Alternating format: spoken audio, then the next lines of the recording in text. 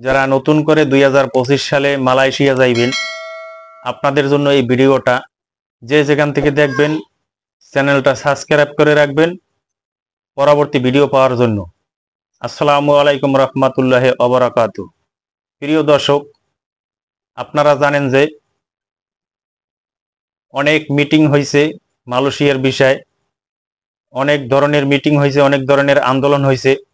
সাধারণত পিছনে 18,000 কর্মী যাইতে পারে নাই, তাদের বিষয় নিয়ে অনেক আন্দোলন মিটিং হয়েছে।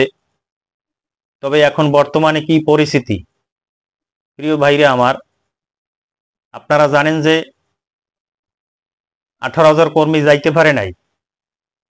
সেই বিষয় নিয়ে সরকার অনেক পদক্ষেপ নিয়েছে, কিন্তু এখন পর্যন্ত তাদের বিষয়ে কোনো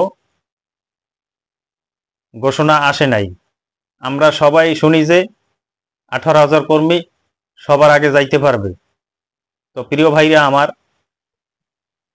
বর্তমানে অনেক দালাল এজেন্ট বের হয়েছে, তারা পাসপোর্ট জমা নিতে আছে, মেডিকেলের কথা বলে টাকা পয়সা নিতে আছে।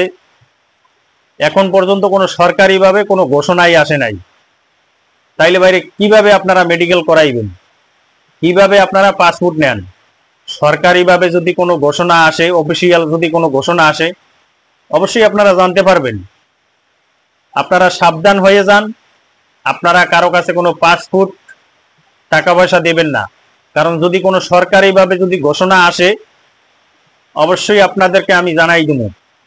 আপনারা সতর্ক হয়ে যান। মালয়েশিয়া এখনো সরকারিভাবে কোনো ডিক্লেয়ার হয় নাই বাংলাদেশ থেকে শ্রমিক নেওয়া হবে। শুধু মিটিং হয়, মিটিংয়ে কোনো চূড়ান্ত কোনো ফয়সালা হয় নাই যে মালয়েশিয়া অমুক তারিখ থেকে শ্রমিক নেওয়া হবে, অমুক তারিখ মেডিকেল করা হবে, সমুক তারিখ পাসপোর্ট জমা দেওয়া হবে। আপনারা সতর্ক হয়ে যান।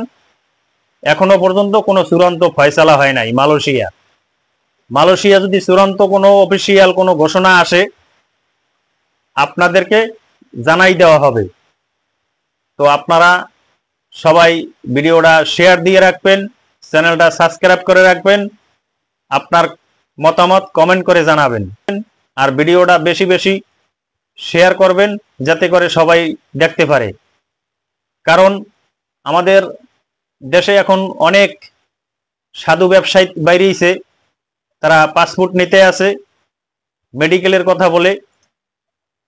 তবে এইসব সাধু ব্যবসায়ীদের কাছ থেকে আপনারা দূরে থাকার চেষ্টা করবেন। এখনো কোনো অফিসিয়াল ঘোষণা আসে নাই। যদি অফিসিয়াল ঘোষণা আসে, আপনাদেরকে জানানো হবে। মালয়েশিয়া এমন একটা জিনিস, মালয়েশিয়া সরকার সকালে বলে একটা, বিকালে বলে আর একটা। মালয়েশিয়া যাওয়ার জন্য অনেকেই বসে আছে দীর্ঘদিন ধরে। তো এই মালয়েশিয়ার শ্রমবাজারটা হয়রানি চলতে আছে প্রচুর পরিমাণ, মানুষের সাথে দুর্নীতি, সিন্ডিকেট চলতে আছে। এই সিন্ডিকেট বাংলাদেশ থেকে বন্ধ হবে না কখনো। তবে আপনারা সতর্ক হয়ে যান, এই বাজার যেন সিন্ডিকেট মুক্ত হয়, মানুষ যেন অল্প খরচে মালয়েশিয়া যাইতে পারে, সেই ব্যাপারে আপনারা লক্ষ্য রাখেন। এই পর্যন্তই। যদি কোনো অফিসিয়াল ঘোষণা আসে, আপনাদেরকে জানানো হবে। আসসালামু আলাইকুম রহমতুল্লাহি ওয়া বারাকাতুহু। আল্লাহ হাফেজ।